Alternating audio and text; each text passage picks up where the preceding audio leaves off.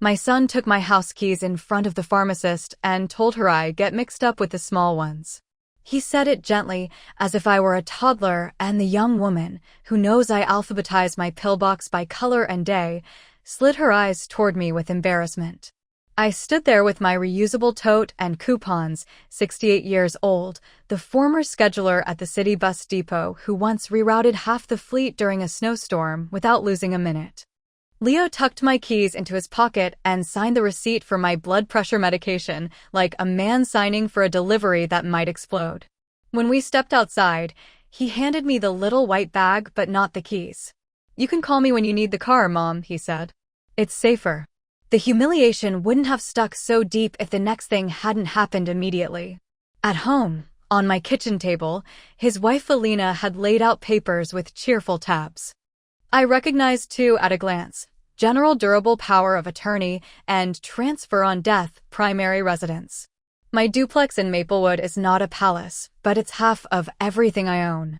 I paid off that mortgage working 2 jobs after my husband left. The right-hand unit covers my taxes and most of my groceries because a young nurse named Jessa rents it and pays on time. The third paper was unfamiliar: Care Services Agreement, Silver Path Care LLC. Alina pointed to that one with her nail, which matched her lipstick. "This is just to organize help as you need it, Mama," she said, because in our family she uses Spanish when she wants my defenses down. "Silver Path will handle meds, transportation, bills. We don't want you to worry." "I'm not worried," I said. "I'm confused." "What's Silver Path?" She smiled with her front teeth. "A concierge service. My cousin knows the owner." That night, while I pretended to nap in my chair, I heard them whisper in my kitchen.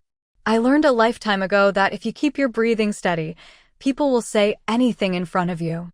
"Once the TD is filed, we can list the unit right away," Alina murmured. "We need that down payment on the house in Ridgeview before rates jump again." "It's not like we're stealing," Leo said. "It's our inheritance early." "Then don't say that to anyone," she replied. "Use the right words." On my table sat a bottle of nail polish remover, my mail, and a crumpled receipt from A.P.O. Box Store on Birch Street. It wasn't mine. It said, "Box Rental Silver Path Care LLC." I smoothed it out and slid it into my recipe file behind the Eros Con Gandal's index card, which no one has touched in decades except me. The next morning, the pharmacy called to say my new authorized contact had switched my medication pickup location to Alina's favorite drive-thru on the other side of town. My phone buzzed with a bank text I had never seen before: "External transfer setup successful." My stomach dropped in the way it does when the bus takes the hill too fast. I walked to the post office where my friend Luis works the window. He's the kind of man who sees everything and says little. "Busy day, Marta?" he asked, scanning my face. "Busier than I want," I said. Hypothetically, if someone rented a P.O. box for a company, could the account holder be different from the person who comes to fetch the mail? He shrugged. "Hypothetically, yes. But the clerk who opens the account verifies ID. If they put the box under a shell company, that's messy." "Do you want a stamp or a miracle?" "Both," I said, and he slid me a sheet of forever flags. As I tucked them into my purse, he pushed a sticky note across the counter with a name and number. "If you ever need a legal consult without a bill, call this woman. She's my cousin.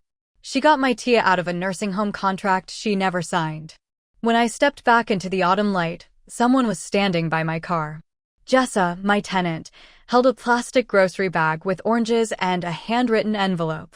"I found this under my door," she said. "It's addressed to you." Inside was a notice of change in account access from the credit union. A new agent had been added using a power of attorney. It bore a notary stamp I recognized from city forms: N. Santoro, Notary Public. Santoro retired last year. We had cake. He also moved to Florida. I replied stop so quickly I mistyped and had to send it again with both hands shaking. The credit union autoresponse said, "Thank you, a hold has been placed. Please visit your branch." I called Leo, and he sounded irritated that I had interrupted a meeting. "It's just the Meadowbrook residence deposit, Mom. They require it to hold a spot. Don't make this messy. Alina is handling everything." "Meadowbrook?" Independent living, then assisted if needed. You'll love it. Bingo on Thursdays. We'll tour this weekend. I pictured the bowling alley they converted into Meadowbrook Life and Wellness, with pastels and a koi pond. People from church whispered about it with wide eyes and relief that it wasn't their problem yet. I wanted to laugh, but my throat closed. I called the number Luis had written. A calm voice answered, and when I stumbled through my situation, she said, "My name is Andrea Sandoval. I'm an elder law attorney. Come by it too. Bring whatever you have. Bring your checkbook if you want me to notarize anything. Bring a witness if you can." At church that morning, word had already gotten around that Marta is finally letting the kids take over. You learn how news spreads in a small town by watching who looks at your shoes instead of your eyes. The choir director hugged me too tight. "You must be so relieved," she said. "It's hard to admit when we need help." I have never minded asking for help. I mind having it seized. When I walked into Andrea's office at 2, I opened my purse and laid out the letters, the text screenshot, the receipt, and the tabbed POA Alina had labeled for me like a gift. "Okay," Andrea said. "Rule of the world number 1. Powers of attorney give extraordinary control. They must be signed voluntarily, while competent and with understanding. Rule number 2. A TD deed cannot be recorded without the current owner's signature, and even then, it transfers only after death. Rule number 3. Any agent paying their own company with your money is a grenade-labeled self-dealing. We are going to stop the wire, revoke any POA you signed under pressure, and move your duplex into a revocable trust with you as trustee. We'll also set up a care agreement and a $1 lease if you choose to live with your son for a while. That makes you a tenant. Tenants can't be tossed out because a mood shifted. Do you follow?" "I do," I said. "I was a scheduler for 30 years. Forms are just routes on paper." She smiled. "Good. 2 more things. Oregon is one-party consent for recordings. If they say something revealing, you can keep it. And I want you to consider filing a report with Adult Protective Services. You are not the only one this silver path may be billing." We drafted a revocation of POA. Andrea notarized it. She prepared a simple trust, Reyes Family Revocable Trust, and a deed to transfer my half of the duplex into it. Jess's lease shifted seamlessly to me as trustee. She printed a care agreement template and a month-to-month lease for in-law accommodations at Leo's new house. If I ever set foot there, I wanted the law attached to me like a seatbelt. I took the revocation to the credit union with my neighbor Renee from the downstairs unit as witness. The branch manager scanned the document and added a branch-only change note to my account. Priya, the young teller who always remembers my lottery ticket numbers, leaned forward and lowered her voice. "A woman came in with your son yesterday," she said. She had a POA but signed as agent, and then asked for checks made payable to Silver Path Care. The manager delayed her. "He's in the back if you want to speak to him." The manager came out, palms open. We froze the wire. If anyone uses a POA we suspect is invalid, we require the principal present. I have the copy they provided. It's notarized by N. Santaro. Not possible. We'd appreciate if your attorney would send us a letter for our file. At home, the pressure increased. My sister-in-law, Rosa, who always smells like lilac and knows everyone's secrets, called to scold me. "People are saying you're refusing help," she said. "Do you want to be stubborn and end up in a state facility? These kids are trying." "Whose people?" I asked. "Alina. And the pastor's wife. They just want what's best. Rosa once lent me $600 when I was pregnant, and Leo's father spent the rent on his disappearing act. I paid her back down to the penny and never forgot." Now she was repeating Alina's vocabulary back to me. I swallowed the hurt and wrote "pastor's wife" in my little spiral notebook with a question mark. I went to the mailbox and found a glossy brochure, Silver Path Care, Starter Plan $2, 500/month. Family Dashboard Access. It had a testimonial from Nora S. The phone number routed to a P.O. box on Birch. That evening, a courier delivered a gift from Leo, an iPad, just for you, Mom, with Silver Path pre-installed and a parental control profile I could not delete. The terms allowed the family manager to reset passwords. I set it on the counter like a snake I didn't want to startle. I poured tea and opened the HOA website on my old laptop, which they had not yet decided to manage. In the minutes, our treasurer had recorded a request from owner via representative to pre-authorize sale upon transition to care. The representative was listed as A. Morales. Alina's maiden name. My name appeared nowhere. I felt rage like a heat rash and fear like a cold spoon, and then I felt something else resolve, the old friend who shows up when you get tired of being tired.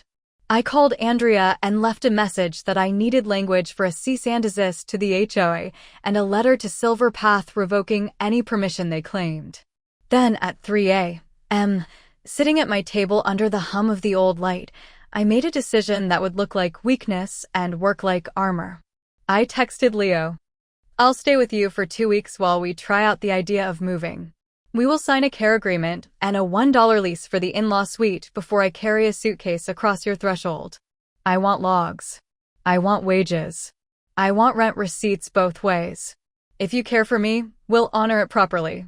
He responded with a string of heart emojis, and you won't regret this. Alina sent a thumbs up. 10 minutes later came a new message in the family group chat. We're so glad Mom is accepting help. The pastor's wife added a praying hands sticker. Rosa added a heart. My stomach turned, but my pen didn't shake as I wrote reversed weakness, tenant rights, across my notepad in big letters to remind myself why I was doing this. The law shelters tenants from midnight whims.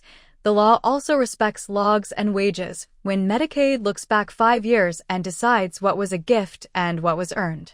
If they wanted to push me, I would let them push me into paperwork. We signed the care agreement and the lease at Andrea's office at noon, with Renee as witness and Andrea's assistant filming a short clip stating that I understood and agreed. Alina tapped her foot through the reading, Leo signed without truly looking, and I initialed every page like a woman performing her own rescue. I asked for a copy on paper and emailed it to myself twice. When we left, Andrea touched my arm. Keep your documents on you, she said. Not in a purse they can accidentally take. On you.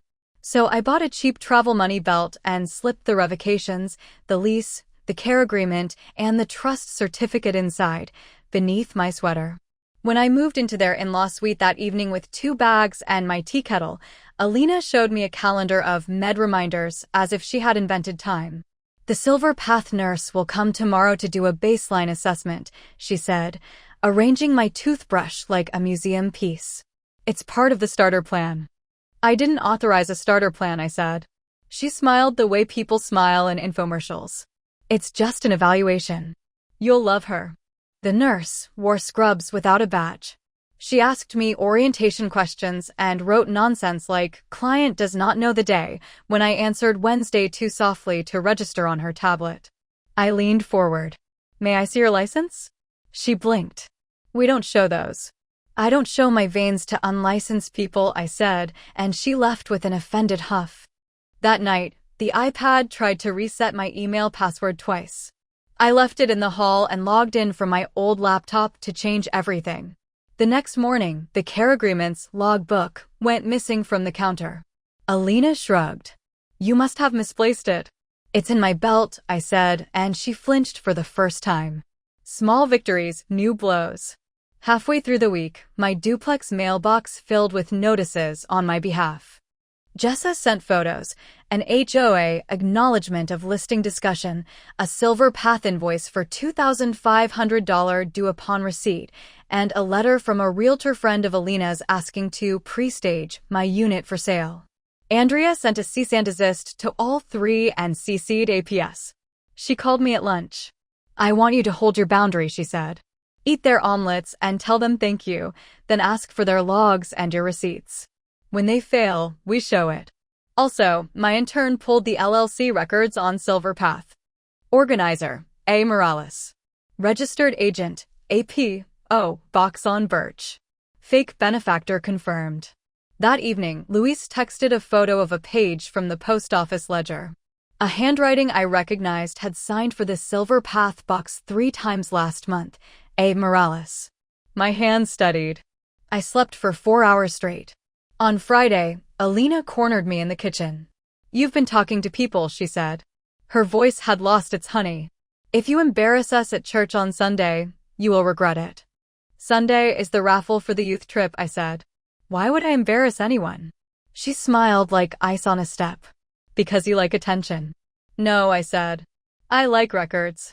They had decorated the fellowship hall with bunting and a banner that said, "Thank you for trusting us, Marta," in a font that looked like balloons. People clapped as if a baby had learned to walk. The pastor's wife stood at the front with a microphone. Our dear sister Marta has decided to move into a place where she'll have round-the-clock love, she cooed. Let's pray for a smooth transition. I stood slowly, because my knees are not what they were and because timing is part of everything that succeeds. I walked to the front and waited until the microphone was in my hand. I could see Luis near the kitchen doorway holding a manila envelope, eyes steady. I could see Jessa near the back, face white. I could see Andrea's assistant by the coffee urns, phone ready. Thank you for your concern, I said. It's a gift to be loved. It's also dangerous to be spoken for. I have a few clarifications. Alina moved toward me, already smiling her damage control smile. Leo hovered behind her, not meeting my eyes. I revoked any powers of attorney last week, I said. I moved my home into a trust one manage. Any attempt to sell my duplex without me is a crime. Silver Path Care has billed me for services I did not request or receive. Here is their registration with the state, listing A. Morales as organizer. Here is the P.O. box log showing who picked up their mail. Here is a copy of an attempted wire for $35,000 to Meadowbrook Holdings with a signature timestamped from a device in my daughter-in-law's office. Here are the HOA minutes in which someone other than me requested a pre-authorization of sale. Here is my lease and care agreement making me a tenant in my son's home. Tenants cannot be removed because their presence is inconvenient to a narrative. People don't gasp in real life like they do on television. They shift in their chairs and make small sounds they don't recognize as judgment. The pastor took a step back. The pastor's wife reached for the mic, and I held onto it. You're making a scene, Alina hissed, too low for anyone but the three of us to hear. You'll regret this. I regret only that I waited a week, I said, and lifted my head. Luis? Luis came forward, handed me the manila envelope, and spoke without taking the microphone. The Birch Street store provided a notarized statement that the person renting Box 118 as Silver Path Care LLC presented identification in the name of Alina Morales. We have a copy of the application. It will be delivered to Adult Protective Services after this meeting. Priya, my teller, was there by chance with her grandmother. She stood too, holding a printed affidavit from her manager. The credit union blocked the wire and placed a fraud alert, she said. The copy of the power of attorney presented used a stamp from a notary who retired in 2023. We have notified the Secretary of State. I turned to Leo. He looked sick. His lips moved and no sound came. Then, very quietly, he said, "Mom, I didn't know." Alina laughed, a small, shocked bark. Of course you knew. You signed the transfer forms. He signed a care agreement, I said, and held it up. He agreed to logs and wages and a lease. Here are the blank pages where the logs should be and the invoice from your company that tried to replace them. Silence. The kind that empties a room without anyone leaving. The choir director stared at her shoes. Rosa's mouth worked and no sound came out. The pastor's wife reached for me again, and I passed her the microphone carefully. We will pray, she said, voice trembling now. We will also not take sides. There aren't sides, I said. There are facts. By the end of the week, the bunting was in the trash and the filings were at the courthouse. Adult Protective Services opened a case. The investigator interviewed me, Leo, Alina, Jessa, and the HOA treasurer. The DA's office took statements and sent a neat letter on heavy paper to Silver Path's registered agent at the Birch Street box, preserve all records. The Secretary of State's office reviewed the notary stamp on the POA and referred it for enforcement. Meadowbrook returned a deposit it insisted had never been made. The attempted wire had been blocked, but the conversation alone seemed to make their lawyer suddenly formal. The duplex stayed mine. I moved back home after my fortnight of omelets. Because of the lease, Leo signed a mutual termination with a move-out date that was a hug disguised as a boundary. He helped me carry my suitcases in, which felt like something between penance and muscle memory. He cried at my kitchen table. They said this is what good sons do, he whispered. Plan. Protect. Take control. I didn't see the places where protection turns into theft. I saw them, I said, and put the kettle on. I wish I had spoken sooner. Alina hired a lawyer and said words like miscommunication and cultural difference, while Andrea showed the judge invoices, emails, and the P.O. box application with her signature. The court ordered restitution of the $2,500 silver path filled me and barred Alina from acting in any fiduciary capacity for me or anyone else without court approval. The state opened an inquiry into her cousin's concierge business. The pastor's wife stopped using me as a sermon illustration for obedience. People at church took sides anyway, but some of the people surprised me. The choir director apologized in the parking lot. Rosa brought a flan and sat without speaking for an hour, which is her way of saying she had been wrong.